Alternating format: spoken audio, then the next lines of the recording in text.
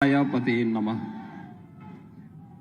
मेरे साथ बोलेंगे, बोलिए सीताराम भगवान की, सीताराम भगवान की, भक्त वत्सल भगवान की, हनुमान जी महाराज की, श्री हनुमान जी महाराज की, सरयू मैया की, सरयू मैया की, नमः पार्वती पतिये हर हर।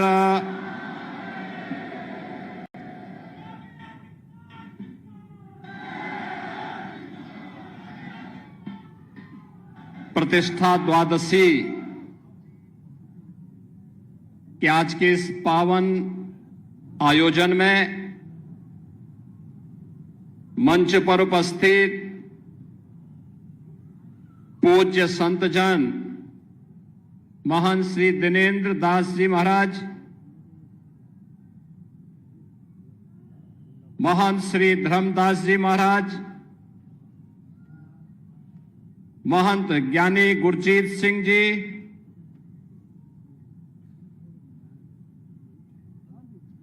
श्री राम जन्मभूमि तीर्थ क्षेत्र न्यास के महामंत्री सम्मान्य श्री चंपत राय जी, विश्व हिंदू परिषद के हमारे केंद्रीय पदाधिकारी माननीय श्री दिनेश जी, उत्तर प्रदेश सरकार के मंत्रिमंडल के मेरे सहयोगी प्रभारी मंत्री अयोध्या श्री सूर्य प्रताप शाही जी, जल शक्ति मंत्री श्री स्वतंत्र देव सिंह जी, महापौर महंत गिरीशपति त्रिपाठी जी, जिला पंचायत अध्यक्ष श्रीमती रोली सिंह जी, माननीय विधायकगण श्री वेद प्रकाश गुप्ता जी, रामचंद्र यादव जी, अमित सिंह चौहान जी, अभय सिंह जी, उत्तर प्रदेश सरकार के सलाहकार श्री अवनीश अवस्थी जी, श्री राम जन्मभूमि तीर्थ क्षेत्र के सदस्य श्री अनिल मिश्र जी, गोपाल जी, तीर्थ क्षेत्र ट्रस्ट से जुड़े हुए सभी पदाधिकारीगण और भारी संख्या में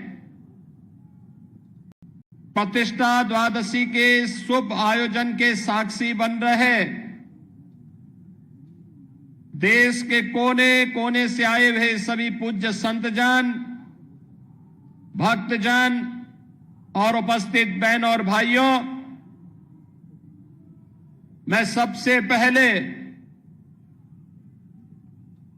आपको, पूरे प्रदेशवासियों को, पूरे देशवासियों को और हर राम भक्त को प्रतिष्ठा द्वादशी की हृदय से बधाई देता हूं। उन सबके प्रति, आप सबके प्रति अपनी मंगलमय शुभकामनाएं भी व्यक्त करता हूं। हिंदू पंचांग के अनुसार आज ही के दिन ठीक 1 वर्ष पहले देश के यशस्वी प्रधानमंत्री आदरणीय श्री नरेंद्र मोदी जी के कर कमलों से 500 वर्षों का इंतजार समाप्त करते हुए श्री राम जन्मभूमि पर प्रभु श्री राम लला का मूर्ति प्राण प्रतिष्ठा का कार्यक्रम संपन्न हुआ था और इसीलिए 1 वर्ष पूर्ण होने के उपलक्ष्य में हिंदू पंचांग के अनुरूप श्री राम जन्मभूमि तीर्थ क्षेत्र न्यास के द्वारा आज प्रतिष्ठा द्वादशी के रूप में यानी पौष शुक्ल द्वादशी की इस पावन तिथि को आज प्रतिष्ठा द्वादशी के रूप में आयोजित करते हुए त्रिदिवसीय इस आयोजन का शुभारंभ किया गया है। स्वाभाविक रूप से 500 वर्षों का इतिहास और ये इंतजार, जिनकी दूरदर्शिता से संपन्न होकर के आज इस गौरव की अनुभूति हम सबको, हर राम भक्त को करा रही है, ऐसे देश के यशस्वी प्रधानमंत्री श्री नरेंद्र मोदी जी के प्रति सबसे पहले कृतज्ञता ज्ञापित करते हुए हम सब हृदय से आभार व्यक्त करते हैं।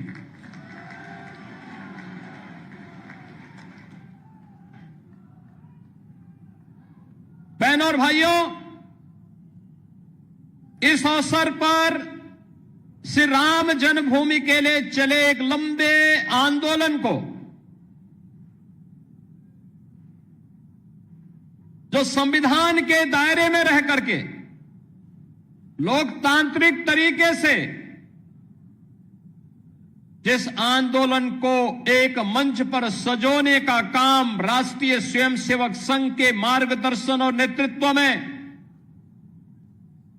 सरदेव अशोक सिंघल जी ने आगे बढ़ाने का कार्य किया था, आज उनकी स्मृतियों को भी नमन करते हुए उन्हें मैं विनम्र श्रद्धांजलि अर्पित करता हूं। बहनों और भाइयों, यहां पर जो बात अभी माननीय चंपत जी कह रहे थे, 22 दिसंबर 1949 रामलला का अपनी जन्मभूमि में प्रकटीकरण होना, जो इस पूरी लड़ाई की पृष्ठभूमि को आगे बढ़ाता हुआ आज इन स्थितियों में पहुंचा कि हम 1 वर्ष की प्राण प्रतिष्ठा के कार्यकाल के उपरांत आज यहां पर एकत्र होकर के इस मंगल गान के साथ अभिभूत होकर के गौरव की अनुभूति कर रहे हैं। लेकिन इसके उपरांत भी अनेक ऐसी तिथियां आई जिन्होंने हर भारतवासी के सामने अग्नि परीक्षा के इस दौर से उसे ले जाते हुए न्याय संगत तरीके से मर्यादा के अनुसार धैर्य के अपनी अग्नि परीक्षा देते हुए हर भारतवासी गुजरा। लेकिन ध्येय सबका एक ही था, अयोध्या में श्री राम जन्मभूमि पर प्रभु राम लला का विराजमान हो, हर हाल में विराजमान हो। और इसके लिए इसका शुभारंभ होता है 9 नवंबर 2019 को,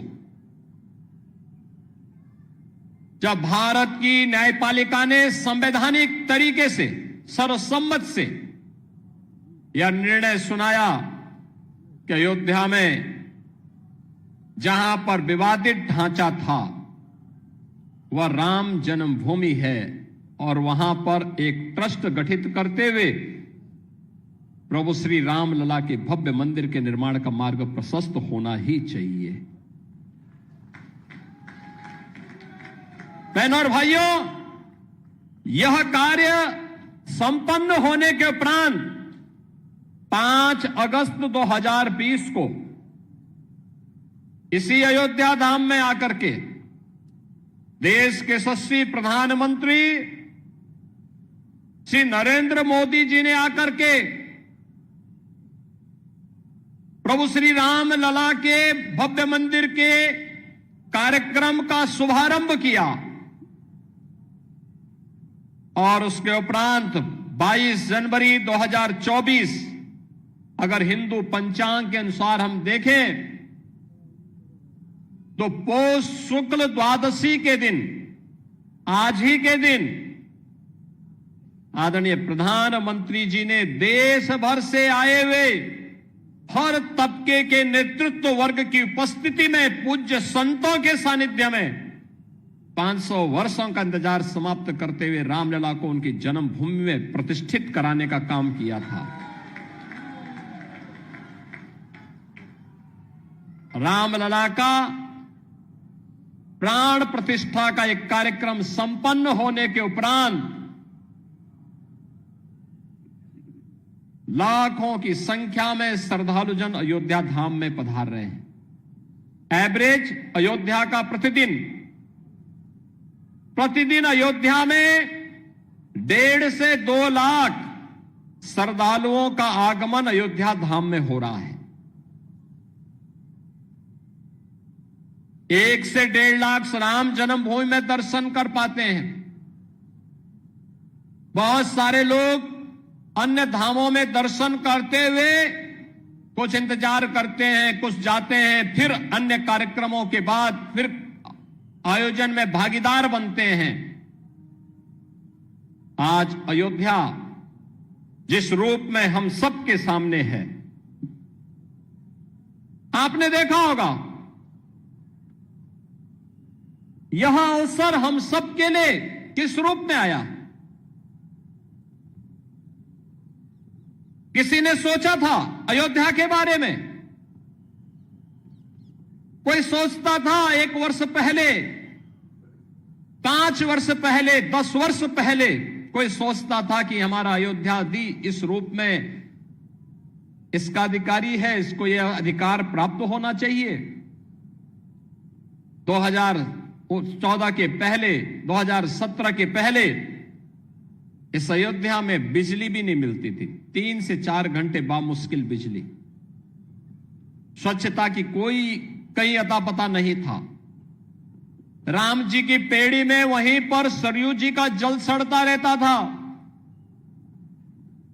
हजारों वर्ष पहले लंका पर विजय प्राप्त करने के उपरांत भगवान श्री राम पुष्पक विमान से अयोध्या धाम पधारे थे और हजारों वर्षों के बाद भी विज्ञान जब इतना प्रगति कर चुका है, तब भी अयोध्या में कोई एयरपोर्ट नहीं था जहां पर कोई फ्लाइट लैंड कर सके। लेकिन आज अयोध्या के पास अपना इंटरनेशनल एयरपोर्ट है। अयोध्या की सड़कें त्रेता युग का स्मरण करा रही है। 4 लेन, 6 लेन की सड़कें, सरयू मैया के घाट पूरे देश को अपनी ओर आकर्षित करते हैं। राम जी की पेड़ी, अब सरयू जी का जल वहीं पे सड़ता नहीं है, बल्कि एक ओर से आता है, दूसरी ओर से वापस सरयू मैया में लौट करके श्रद्धालुओं को पुण्य का लाभ प्रदान कर रहा है। आज तो आप कहीं भी जाएंगे अयोध्या में, अयोध्या होने का एहसास कराता है। आज हमारी अयोध्या देश की पहली सोलर सिटी बन चुकी है। पहली सोलर सिटी, सूर्य वंश की राजधानी है, पहली सोलर सिटी अयोध्या बन चुकी है। ये जो बिजली यहां दिखती है ना, जलती है स्ट्रीट लाइट के रूप में घरों में, ये किसी थर्मल पावर स्टेशन से नहीं, किसी हाइड्रो पावर स्टेशन से नहीं, बल्कि सूर्य की रोशनी से जो ऊर्जा पैदा होती है, उससे ये बिजली जलती है और उसी बिजली को पूरी अयोध्या उसी का उपयोग करता है। ये नई अयोध्या, नए भारत का नया उत्तर प्रदेश है, तो नए उत्तर प्रदेश की नई अयोध्या अपने तीर्थ होने के गौरव के साथ पूरे देश को अपने साथ जोड़ रही है। लेकिन क्या यह अचानक हो गया?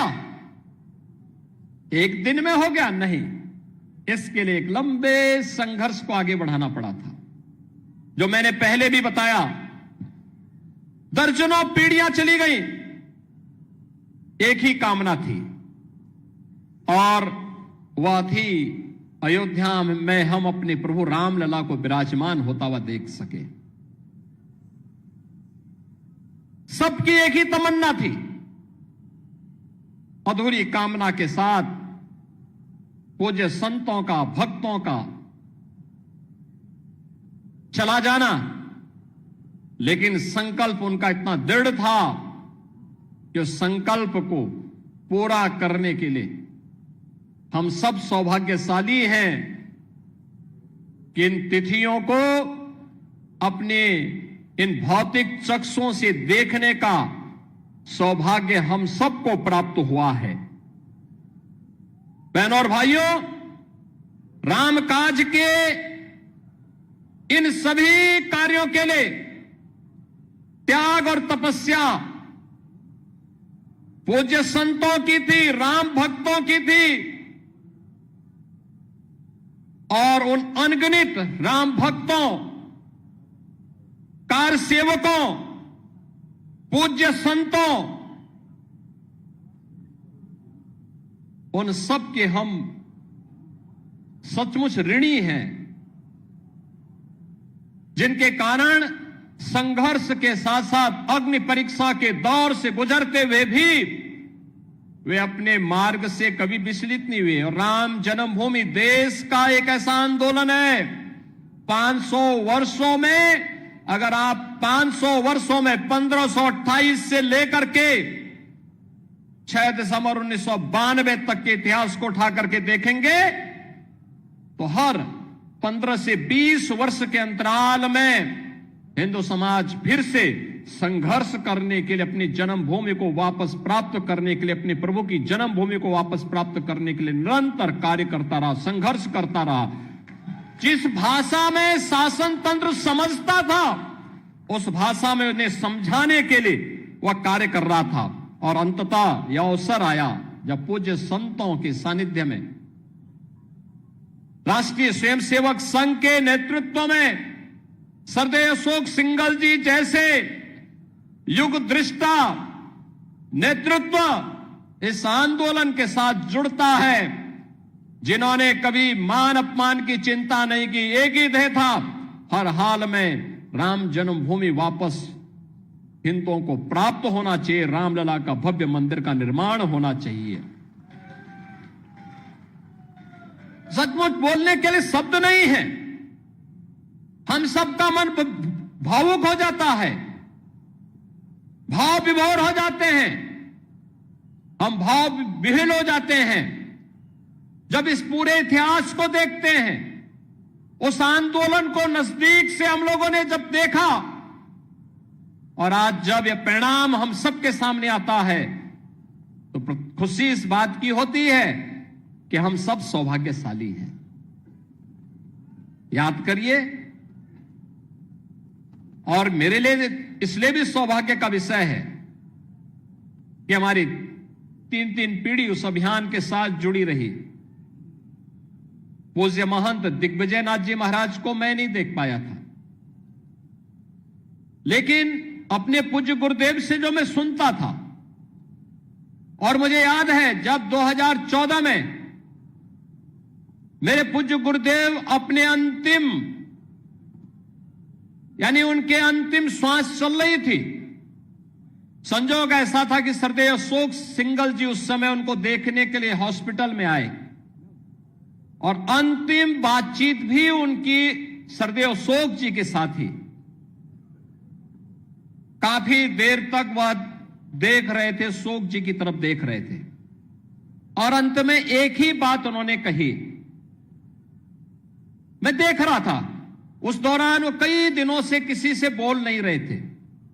अशोक जी को भी काफी देर तक, लगभग 1 घंटे तक वह देखते रहे, एक तख्तगी लगाओ निगाहों से देखते रहे, और अंत में उन्होंने अशोक जी को सामने बुलाया, कहा क्या राम जन्मभूमि का मंदिर बन जाएगा ना? तो अशोक जी ने कहा जरूर बनेगा, आप एक बार थोड़ा स्वस्थ होइए, जरूर बनेगा, जरूर बनेगा। और यही आश्वस्त के बाद कुछ ही दिन के बाद उन्होंने अपनी भौतिक देह का विश्राम कर दिया था। बहनों और भाइयों, बाबा अभिराम दास जी हों, पूज्य परमहंस रामचंद्र दास जी महाराज रहे हों, शंकराचार्य की परंपरा रही हो, रामानंदाचार्य की परंपरा रही हो, रामानुजाचार्य की परंपरा रही हो, पूज्य संतों की एक अविरल परंपरा रही हो, या फिर राष्ट्रीय स्वयंसेवक संघ से जुड़े हुए यशस्वी नेतृत्व का ये पूरा अनवरत सिलसिला चलता रहा, लगातार चलता रहा। और आज हम सब यहां पर इस बात का एहसास कर रहे हैं कि राम जन्मभूमि के लिए जो ये आंदोलन चला था, आज वो एक सार्थक लक्ष्य की ओर आगे बढ़ते हुए किस रूप में जा रहा। जो भी अयोध्या आता है, कोई भी आता है, दुनिया के अंदर कोई भी आता है, वह व्यक्ति अभिभूत होकर के जाता है। जिसने 5 वर्ष पहले, 10 वर्ष पहले अयोध्या देखी होगी, आज जब अयोध्या आता तो उसको पहचानने में कठिनाई होती। कहता वाह, अयोध्या तो अब त्रेता युग का एहसास करा रही है। और हम कह सकते हैं अभी 1 साल 2 साल और देखें, जब ये पूरा परिसर, राम जन्मभूमि का पूरा परिसर अपने भव्य रूप में आएगा तो दुनिया का सुंदरतम नगर के रूप में, सबसे आध्यात्मिक, सबसे धार्मिक, पुरी के साथ साथ धाम के रूप में, दुनिया की सबसे वैभवशाली नगरी के रूप में हमारा अयोध्या धाम विकसित होने जा रहा है, उस ओर आगे बढ़ रहा है। श्री राम जन्मभूमि तीर्थ क्षेत्र न्यास ने पिछले 4 वर्ष के दौरान न दिन देखा, न रात देखा, न धूप देखी, न बरसात देखी। सबकी परवाह, किसी की भी परवाह किए बगैर केवल एक ध्येय के साथ कि रामलला की प्राण प्रतिष्ठा के कार्यक्रम के साथ जुड़ने के साथ ही मंदिर को भव्य स्वरूप देकर के कोटि कोटि राम भक्तों के अनुरूप यहां पर उस प्रकार की व्यवस्था देना, और उसके लिए न्यास निरंतर अहर्निश लग करके उसके लिए कार्य कर रहा है। बहनों और भाइयों, भक्तों की इच्छा के अनुरूप भले ही वहां पर सुविधाओं को आगे बढ़ाने का काम जिस मजबूती के साथ चल रहा है, पूरा परिसर एक बार भव्य रूप में आ जाएगा तो सचमुच सनातन धर्म के धार्मिक स्थलों को किस रूप में भव्य होना चाहिए, वह दृश्य श्री राम जन्मभूमि का यह भव्य मंदिर सनातन धर्म के सभी स्थलों के लिए एक नई प्रेरणा का केंद्र बिंदु बनने वाला है। और उसके लिए हम सबको अपने आप को तैयार करना। आज का जब हम यहां पर प्रतिष्ठा द्वादशी के अवसर पर आए हैं तो बहनों और भाइयों, हमारे सामने बहुत सारे लक्ष्य हैं। एक चीज हम सबको इस बारे में ध्यान रखना होगा, और वह इस बात को लेकर के रखना होगा कि किन कारणों से, वे कौन सी परिस्थितियां थी कि समाज बटा हुआ था और हमारे पूज्य आराध्य देव स्थल अपमानित हो रहे थे। अगर हम जाति के नाम पर और तमाम अन्य वादों के आधार पर विभाजित रहेंगे तो इस प्रकार की अपमानजनक स्थितियों का सामना हम सबको निरंतर करना पड़ सकता है। और इसलिए आज की आवश्यकता वही है जो न केवल हमारे वर्तमान को बल्कि भविष्य को भी सुरक्षित रख सकता है। उस एकता के सूत्र में बांधने के लिए, राष्ट्रीय एकात्मता के लिए कार्य करने के संकल्प के साथ जब हम जुड़ेंगे, याद रखना, राष्ट्रीय एकात्मता की कड़ी मजबूत होगी, सनातन धर्म भी मजबूत होगा, देश भी मजबूत होगा, हम सब भी मजबूत होंगे। लेकिन अगर हमारा देश कहीं किन्हीं कारणों से आपस में ही विभाजित होकर के कमजोर होगा, जातीयता की खाइयां चौड़ी होंगी, क्षेत्र और भाषाई आधार पर हम विभाजित होंगे, तो इसका खामियाजा सबसे पहले हमारे पूज्य धर्म स्थलों को ही भुगतना पड़ेगा, बहन और बेटियों को ही भुगतना पड़ेगा। उस प्रकार की स्थिति हम सबके सामने दोबारा न होने पाए, यह एक नया संकेत भी द्वादश प्रतिष्ठा का यह आयोजन हम सबको, प्रतिष्ठा द्वादशी का यह कार्यक्रम हम सबको इस नई प्रेरणा के साथ आगे बढ़ने के लिए प्रेरित कर रहा है। और इस अवसर पर मैं आप सबसे यही आह्वान, मैं एक यही आह्वान करूंगा कि प्रतिष्ठा हम सबको राष्ट्रीय एकात्मता को मजबूती प्रदान करने के लिए आह्वान कर रही है। और प्रधानमंत्री मोदी जी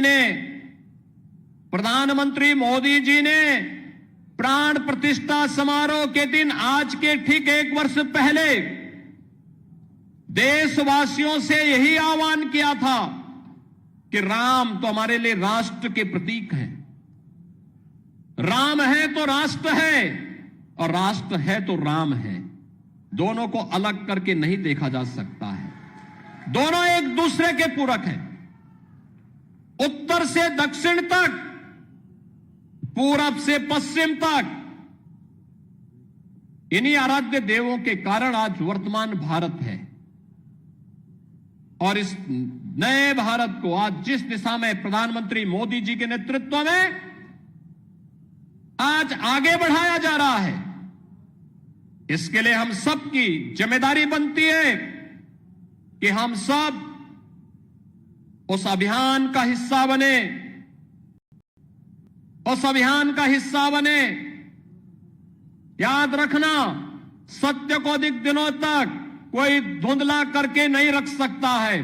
सत्य एक दिन सबके सामने उजागर होगा, और सत्य का उजागर होना ही अयोध्या में राम जन्मभूमि पर प्रभु रामलला के भव्य मंदिर के निर्माण के रूप में हम सबके सामने सत्य के रूप में देश और दुनिया देख रही है।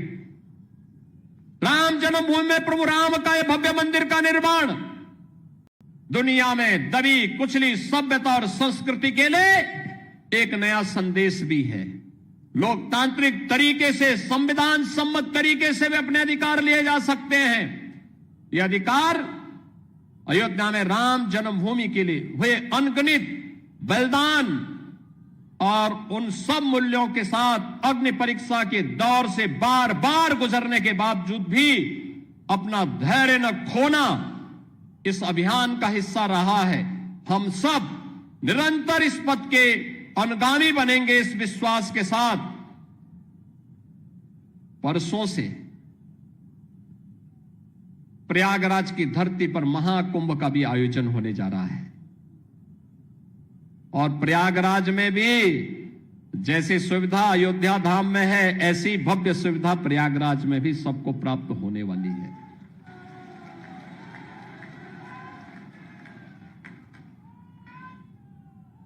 हम लोग कल ही वहां से आए